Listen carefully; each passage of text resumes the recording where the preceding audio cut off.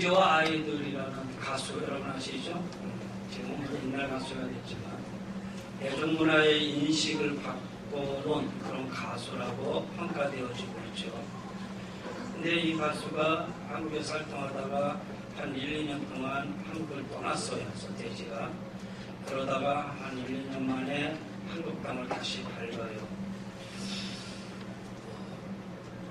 그랬더니 많은 소년들이 나가서 막 그 서태지를 맞이하면서 한웃음을 지르고, 그랬더니 기자가 가서 묻습니다.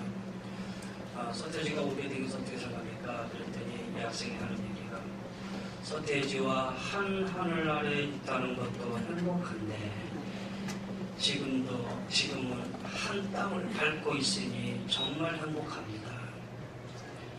가수와 한 땅을 밟고 있다는 게 너무 행복하다는 거예요.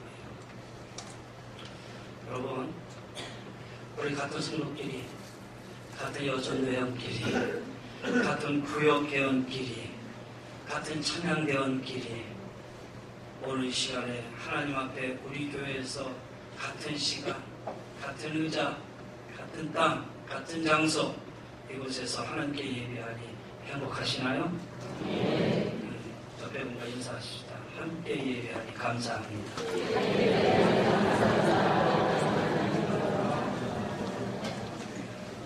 네, 오늘 정말 감사하네요.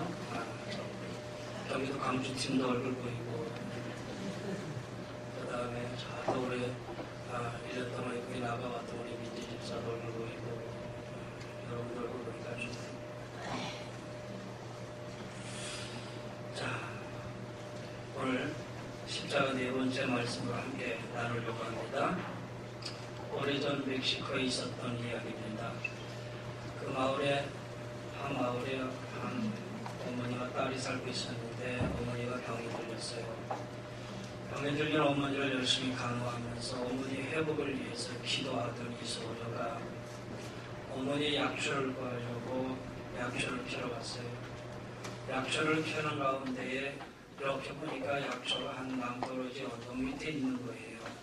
그래서 그 약초를 피우려고 손을 바둥바둥 대다가 헛짚어서 떨어져요. 떨어진 이 소녀의 피가 낭자합니다. 그래서 피가 막 흘러대니 그 주변에 있는 꽃들을 피로 물들었어요. 정신을 잃은 가운데 정신을 찾으려고 바둥거리고 있는데 어느덧 희미하게 정신이 드는 그 가운데 예수님이 나타나서 하시는 말씀이, 저 피 묻은 꽃을 꺾어서 어머니에게 갖다 드려라. 순간 소녀는 힘을 얻고 일어나서 자기 피로 물든 그 꽃을 꺾어다가 어머니에게 갖다 드려요. 병석에 누워있는 이 어머니는 이 꽃의 향기를 맛보고 병석에서 일어나 건강을 되찾았다. 이 꽃의 이름을 포인세티아. 참, 이거 안 맞네. 포인세티아는 열어줘야지 꽃을. 이 포인세티아 이 꽃말을 희생, 축복 이런 꽃말이랍니다. 그래서 희생이 축복의 열매를 맺었다. 희생이 축복의 열매를 맺었다. 빨간이 발이죠. 여러분, 우리를 위한 예수님의 십자가 희생으로 우리는 모든 축복을 받게 되었습니다. 할렐루야. 여러분 아멘으로 화답하시기를 바랍니다. 우리는 예수 그리스도의 보혈의 피 십자가 피로 인해서 하나님과 화평하게 되었습니다. 하나님의 생명의 영생을 얻게 되었습니다.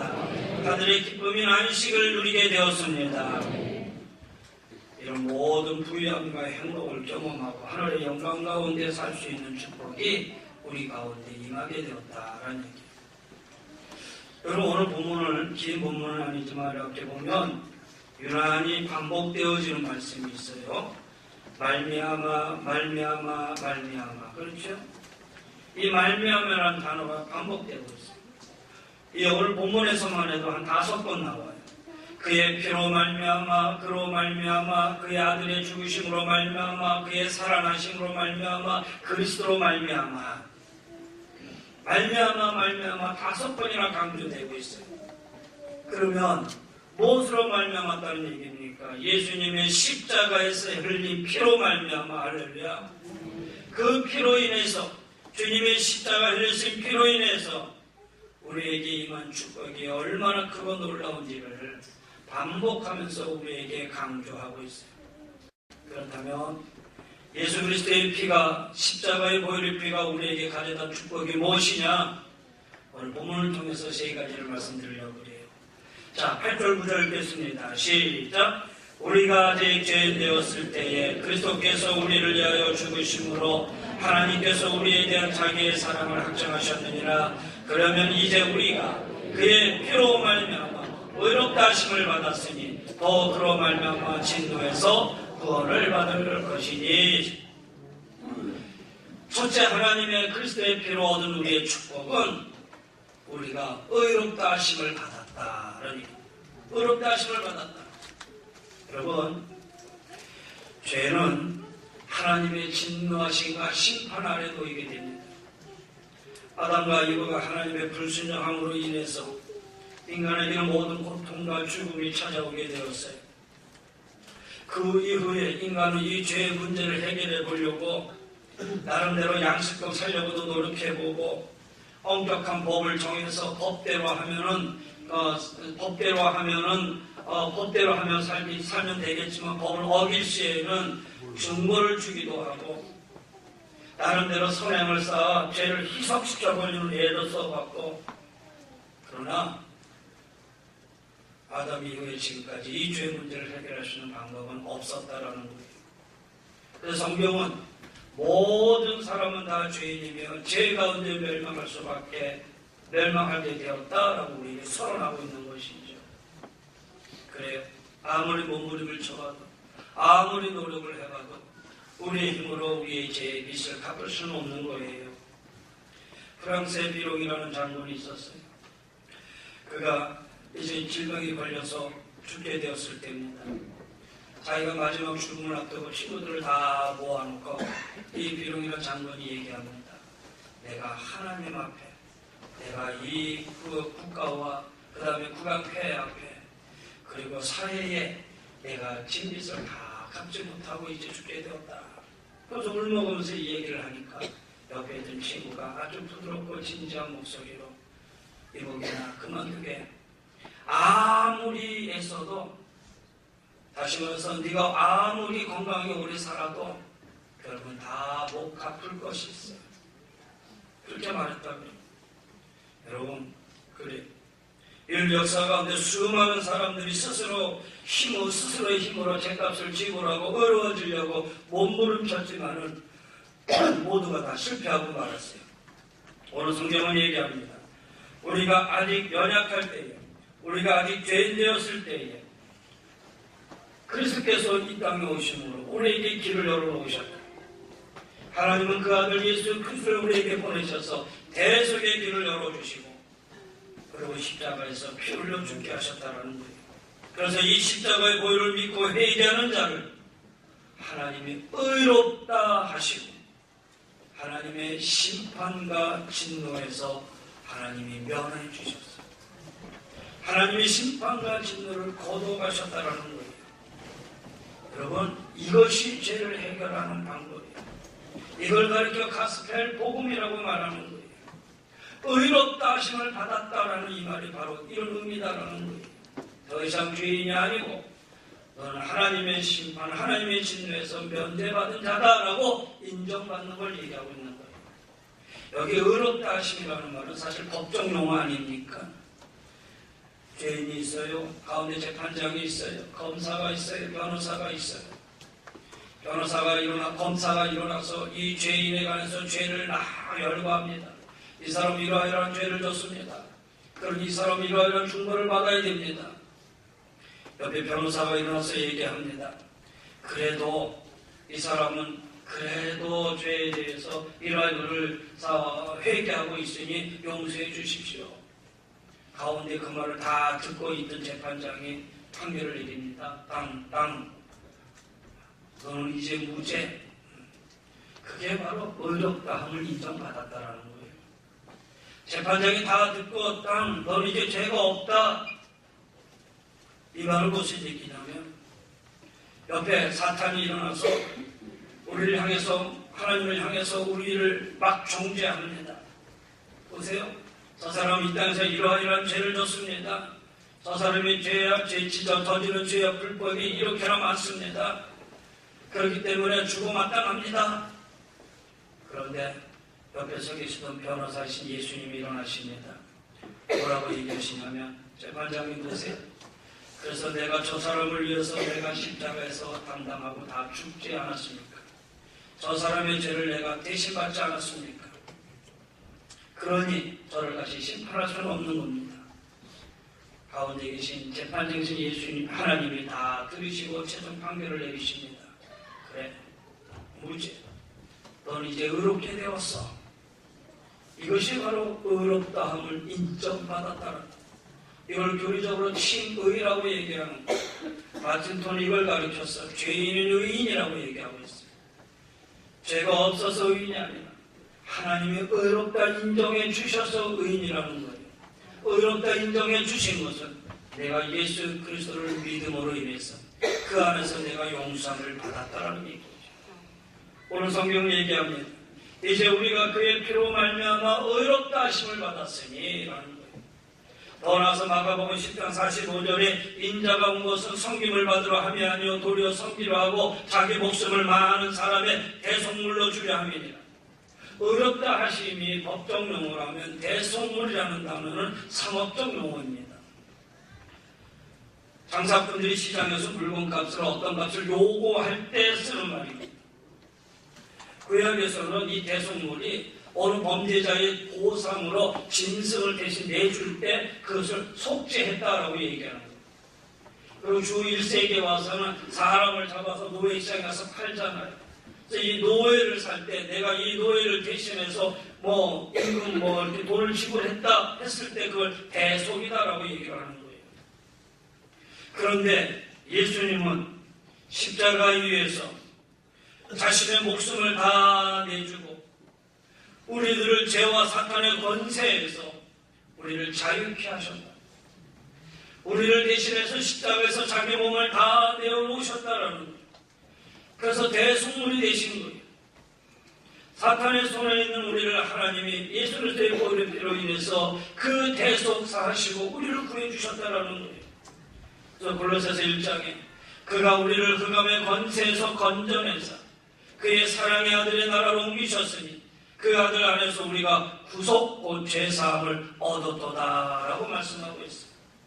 우리를 자유케 하시는 예수님의 구원 사역은 죽음을 이기시고 다시 살아남으로 인해서 우리에게 확증된 것이다라는 얘기죠.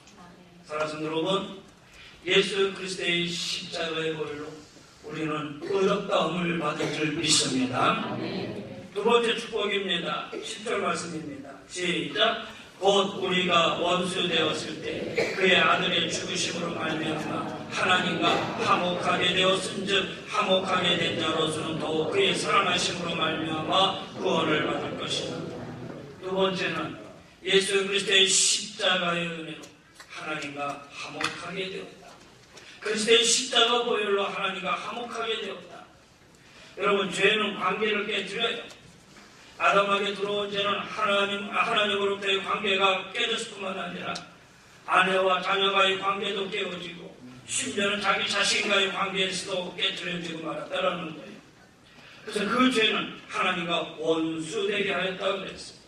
그뿐인가요? 죄는 모든 사람을 원수되게 해요. 죄로 인해서 이익과의 관계가 깨지고 화목을 빼앗겨버리고 말았다는 얘기예요. 이 죄로 인해서 깨어진 이 관계 때문에 오늘 수많은 사람들이 고통당하고 아픔을 당하고 있어요. 그래서 죄인인 우리가 다 하나님과 원수되었다고 성경은 말하고 있는 것이죠. 하나님과 우리가 이런 껄끄러운 관계에 있었어요. 그런데 하나님이 참지 못하셔요. 하나님을 사랑하는 이 백성을 그래도 하나님은 자신과의 관계를 회복하기 위해서 하나밖에 없는 아들 예수 그리스도를 우리에게 허락해 주시고 우리의 죄를 대신 지시고 십자가의 죽으심으로 인해서 모든 죄가 용서받고 하나님 앞에서 의롭다 칭함을 받음으로 인해서 이제 하나님과의 관계가 회복되었다라는 얘기예요.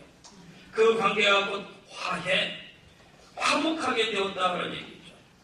로마서 5장 1절 말씀입니다. 오늘 본문의 제2의 1절을 이렇게 얘기합니다. 그러므로 우리가 의롭다 하심을 받았으니 우리 주 예수 그리스도로 말미암아 하나님과 화평을 누리자. 할렐루야. 하나님은, 예수님은 화평 그 자체, 예수님의 평화 그 자체라는 얘기예요. 십자가로 원수된 것을 소멸하심으로 인해서 인간과 모든 만물과 하나님 사이와 또 유대인과 이방인 사이에 화해와 평화를 이루어놓으신 분이 바로 예수님, 십자가로 이루어놓으셨다는 거예요. 이렇게 예수가 이룬 평화와 화해는 이미 구약시대에 약속된 화평의 언약의 성취입니다. 또 이미 이스가랴 선지자가 예언한 바 있는 메시아의 평화의 실현입니다. 예수님이 죽음이 가져온 화해의 평화는 단순히 심리적으로 느끼는 평화만이 아니라는 거예요. 또한 정치와 무력에 의한 이루어지는 팍스로마가 아니라는 거예요. 주님이 주시는 화평과 평화는 사랑과 화해로 원수와도 한 몸을 이루는 팍스 크라이스트다라는 얘기예요. 주님의 보혈의 피로 인해서 하나님과 화목되었을 뿐만 아니라 우리는 서로 이웃 간의 부모와 자식 간의 나 자식과의 관계 속에서 화목을 이루게 된 줄 믿습니다. 예수님이 이렇듯 화목제물이 되어주셨어요. 그래서 죄로 인해 생긴 모든 담을 다 허물어 주셨어요. 그리스도의 십자가가 화목을 이루는 다리가 되어주셨어요. 그리스도의 피를 힘입어서 하나님과 화목한 관계, 이 관계가 회복되어지는 이 사순절과 부활주일이 되시길 주의 이름으로 간절히 축원합니다. 그렇다면 하나님과 화목된 관계가 이루어지면 무엇이 우리에게 좋으냐? 하나님과 화목되어졌을 때 우리에게 주어지는 하나님의 축복은 어디 있느냐? 우리 안에 불안이 사라집니다. 우리 안에 두려움이 사라집니다. 우리 안에 평안이 넘칩니다. 우리 안에 담대함이 찾아옵니다. 뿐만 아니라 하나님과의 사랑의 관계가 형성됨으로 인해서 우리의 기도가 상달되고 응답이 넘치게 된다는 거예요. 우리의 기도가 왜 응답이 되지 않느냐? 때로 돌아보세요. 내가 하나님과의 관계가 화목한가? 하나님과의 관계가 새롭게 정립되었나? 보시라는 얘기예요. 1세기 전에 영국에서 활동했던 고아의 아버지 조지 물러 80평생 25,000번이나 되는 기도의 응답을 받았다고 해요. 기도를 통해서 1만 명의 고아를 돌보았고 선교지에 200만 권의 성경과 300만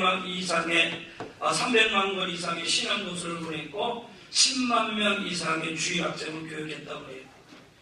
80을 지나고 81세 때가 되던 어느 때에 어느 신학대학에 초청이 되어서 강사로 갔어요. 거기 학생들이 질문합니다.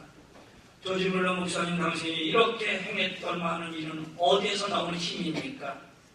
그가 조용히 의자에 일어나서 의자 앞에 무릎을 꿇고 기도의 자세를 취하면서 이것이 비결이다, 이렇게 대답했다고 해요. 조지 물러의 생애는 기도가 얼마나 엄청난 능력이고 그것이 얼마나 큰 특권임을 우리에게 보여준 아름다운 삶이었어요. 동시에 그가 얼마나 하나님과 사랑의 관계를 누리며 살았는가를 우리에게 보여주는 산 증거가 되었다는 거예요. 여러분, 하나님의 관계가 열어지면 우리의 기도의 응답이 있을 줄 믿습니다. 그렇듯 하나님의 관계, 그리스도의 보혈의 피로 이 관계가 회복되어져야 돼요. 아니, 우리는 이미 회복되어진 줄 믿습니다. 마지막 하나만 더 보겠습니다. 11절 말씀입니다. 시작. 그뿐 아니라 이제 우리로 화목하게 하신 우리 주 예수 그리스도로 말미암아 하나님 안에서 또한 예수 그리스도의 보혈의 피로 우리는 즐거워하고 기뻐하며 살게 되었다. 즐거워하며 살게 되었다는. 여러분, 죄는요 우리 마음의 평안을 빼앗아요. 죄는 기쁨을 빼앗아요. 선악과를 먹는 달콤함은 아담을 숲에 숨게 만들었어요. 마침내 기쁨의 동산 에덴에서 떠나게 되었어요. 그 죄를 짓기까지는 달콤한 즐거움을 주지만 그 후에는 부끄러움과 불안을 가져가 안겨지게 되었어요. 또 깨어진 관계로 인해서 갈등과 고통을 더하게 되었다는 거예요. 이렇듯 세상의 즐거움은 곧 시드는 들의 꽃과 같이 잠깐이여 일시적뿐이에요. 그리고 그 후에는 불안과 두려움과 고통을 안겨주는 거예요. 그러나 오늘 성경은 얘기합니다. 예수 그리스도로 말미암아 하나님 안에 있으므로 하나님 안에서 또한 즐거워한다고 그랬어요. 예수 그리스도의 보혈의 피로 우리가 의롭다 하심을 인정받았고 하나님과의 관계가 화목하게 되었다면 그 다음에 축복은 그 안에서 우리는 즐거움을 누리며 살아간다는 거예요. 주님이 내 안에 내주하심으로 인해서 영원토록 솟아나는 기쁨의 셈이 여러분의 삶 속에 아름답게 임하게 되기를 주의 이름으로 간절히 축원합니다. 아멘. 교회가 이 땅에 들어온 지 얼마 되지 않았을 때에 어떤 사람이 한국의 여러 종교에 관해서 편한 글이 있어요. 거기에 보면 재미있는 부분인데 이런 부분이 어떤 종교를 상갓집에 비유합니다. 그저 인생 무상만을 강조하다 보니 다 죽고 없어지고 나니 아무것도 남은 것이 없더라. 그저 상갓집과 같더라. 또 어떤 종교는 마치 제사집과 같더라. 효도를 한답시고 밤낮 제사만 지내고 1년 내내 정성 다해 제사 지내다가 세월 다 가더라. 그러나 기독교에는 잔치집과 같다. 찬양 소리가 그치지 않는다. 예배와 감사의 축제가 넘쳐나더라. 신자가 되면 얼굴들이 밝아지더라. 신자의 얼굴은 왠지 기쁨이 넘치고 행복함이 있고 감사함이 있더라. 여러분, 하나님과 합당하게 되는 것이 기쁨의 뿌리예요. 하나님과 등지고 원수가 되면 행복할 수가 없어요. 하나님께 죄짓고 하나님을 거스리며 살며 기쁨이 충만해진다는 것은 그것은 거짓말이에요. 그것은 불가능한 일이다라는 거예요. 순간적인 기쁨은 만날 수 있지만 또다시 공허해지고 또다시 근심이 그를 누를 수밖에 없는 거예요. 그래서 잠언서의 잠언 기자는 이렇게 얘기합니다. 웃을 때에도 마음에 슬픔이 있고 즐거움의 끝에도 근심이 있느니라. 이것이 세상의 기쁨이라는 거예요.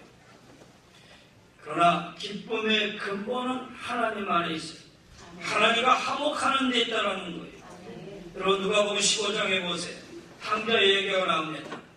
아버지의 재산을 상속받고 먼 나라로 가서 재산을 다 탕진하고 잃어버렸습니다. 아마 그가 처음에 자기 자신이 불안하게 된 원인은 내 수준의 돈이 없기 때문이라 생각했을 거예요. 그 다음에는 나를 따르던 친구들이 나를 다 버리고 갔기 때문이라고 생각했을 거예요. 그런데 시간이 지나고 보니까 불행히 이유가 거기 있는 게 아니에요. 돼지가 먹는 주연 열매를 먹으면서 생각을 했어요. 깨닫게 되었어요. 내가 이렇게 불행하게 된 것은 돈을 다 탕비해서가 아니라, 그리고 친구들이 나를 곁을 배반하고 떠나서가 아니라 근본적으로 내가 아버지의 곁을 떠났기 때문이다. 내가 아버지의 곁을 떠났기 때문에 불행하다는 거예요. 그래서 그는 결심합니다. 일어나서 이제라도 내가 아버지께 용서를 구하고 아버지께로 가자. 아버지 품을 떠나서는 절대로 행복할 수 없다는 얘기죠. 잘되건 못되건 가난하건 부유하건 그것은 기쁨과 관계가 없어요. 그것을 깨달은 둘째 아들은 일어나서 아버지께로 갑니다. 아버지 품으로 돌아가요. 아들을 떠나고는 아버지 보세요. 자기 자신을 재산을 나눠줌에도 불구하고 자기 재산을 가지고 간 그 아들이 그래도 다시 돌아오기만을 기다리고 먼 발치에서 바라보고 있는데 상거가 뭔데 희미하게 보이는 그림자인 것 같은데 그것이 자신의 아들인 줄 알고 쫓아갑니다. 달려가서 왔어. 거지가 됐어. 그래도 상거지가 되었어. 그런데 아버지는 상관하지 않습니다. 냄새나는 모습으로 가지고 하나 없이 돌아왔지만은 아버지는 그를 끌어안고 기뻐하고 즐거워합니다. 실패한 자식의 모습을 부끄러워하지 않습니다. 성공하고 돌아온 자식 때문에 이웃의 잔치를 벌여서 봐라 내 아들이 이렇게 성공하고 왔다라고 자랑하면서 잔치를 연 게 아니었어요. 실패하고 깨지고 넘어지고 그러나 그 아들이 돌아왔다는 그 하나 때문에 기뻐하며 잔치를 베푼 것이 아버지의 마음입니다. 그리고 이웃들을 불러 잔치를 베풀면서 이제 새 옷을 가져와라, 새 신을 신겨라, 가락지를 다시 내어주면서 사람들에게 돌아온 자식을 자랑하며 즐거워합니다. 그리고 돌아온 아들은 참 기쁨을 그제서야 회복하게 되는 거예요. 여러분, 여기에 중요한 성경 원리가 하나 담겨져 있어요. 세상 사람들은요, 성공한 모습을 하나님께 보여주려고 해요. 안 그렇습니까? 뭔가 성공해서 뭔가 좀 보여주려고 하는 마음을 가지고 있어요. 그래서 목사님 조금만 기다려주세요. 목사님 조금만 기다리면 돼요. 내가 요거 해결하고요. 내가 요거 이루어놓고요. 그리고 나서 내가 신앙생활 열심히 할게요. 여러분아, 그렇지 않아요. 하나님을 떠난 채 성공하는 것 하나님이 기뻐하시겠어요? 하나님을 외면하고 나가서 성공하고 돌아왔다고 하나님이 그것을 기뻐하시겠느냐라는 거예요. 하나님을 떠난 채 세상적으로 성공해 보아도 여러분, 그 성공은 결코 오래가지 않습니다. 그것은 곧 허무해질 것입니다. 공허해질 것입니다. 하나님을 떠나 아무리 많은 재물을 모아도, 대단한 권력을 잡아도, 인기를 얻어도 별것이 아니다라고 깨닫는 데는 시간이 그래 오래가지 않을 것이라는 얘기예요. 주님 앞에 나오는 데는 실패한 모습도 주님 아랑곳하지 않습니다. 초라한 모습도 괜찮습니다. 중요한 것은 하나님께 돌아오는 것이 중요하다는 거예요. 돌아오기만 하면 하나님 기뻐하신다는 거예요. 돌아오기만 하면 하나님과 함께 참 기쁨을 누리게 된다는 거예요. 하나님과 합당한 가운데 있는 사람에게만 진정한 기쁨이 있는 거예요. 이 은혜의 들어감을 입었을 때이지만 여러분, 새로운 세계에서 살아갈 수 있는 은혜를 얻게 되는 거예요. 그 새로운 세계를 바라보며 오늘을 살 때 참된 즐거움이 넘쳐나게 된다는 거예요. 저는 이 말씀을 준비하면서 오늘은 교리적인 설교죠. 딱딱할 수도 있을 것입니다. 그러나 이 말씀 속에서 여러분, 하나님 앞에 드려드린 이 예배 속에서 참된 기쁨을 가지시길 바랍니다. 참된 평안함을 가지시길 바랍니다. 여러분이 이 자리에 오는 곳까지 거리에 멀고 가깝고 이런저런 많은 일들이 있었을 것입니다. 그러나 하나님의 성전에 나왔던 이 사실 자체에서 하나님 기뻐하십니다. 그리고 이 안에서 주님과 만남과 동시에 여러분 마음속에 기쁨이 넘치기를 바라고 평안이 넘치기를 주의 이름으로 간절히 축원합니다. 그래야 거룩한 길 주 앞에 오는 데 있어서 내 마음이 기쁘고 감사한 거예요. 사랑하는 성도 여러분, 여러분에게 이런 기쁨이 있기를 간절히 바랍니다. 이 기쁨이 여러분 안에서 인생을 풍성하게 하는 생명력으로 역사하시기를 간절히 바랍니다. 이 기쁨이 여러분 안에서 위대한 창조력으로 역사해서 인생을 아름답게 만들어가기를 주의 이름으로 간절히 축원합니다. 만약에 그런 기쁨이 없으시다면 한번 돌아보시길 바랍니다. 내가 지금 하나님과 어떤 관계에 있는가? 지금 나는 하나님과 어떤 관계에 서 있는가? 하나님의 관계가 화목되어졌는가? 한번 점검해 보시고요. 즉시 돌아오시기를 바랍니다. 테레사 수녀가 각 생전에 강조한 말이 있습니다. 세상에서 남을 돕는 가장 쉬운 방법은 돈을 주는 것입니다. 사람들은 어려운 이들을 위해 돈을 조금 보내고 자신이 도왔다고 생각합니다. 그러나 그보다 직접 오십시오. 여러분이 사랑을 주십시오. 따뜻한 가슴과 영혼을 주십시오.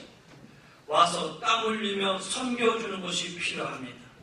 고통받는 자들 위해 함께 지나며 눈물을 흘려주는 것이 더 좋습니다. 이런 말을 남겼어요. 말씀을 정리합니다.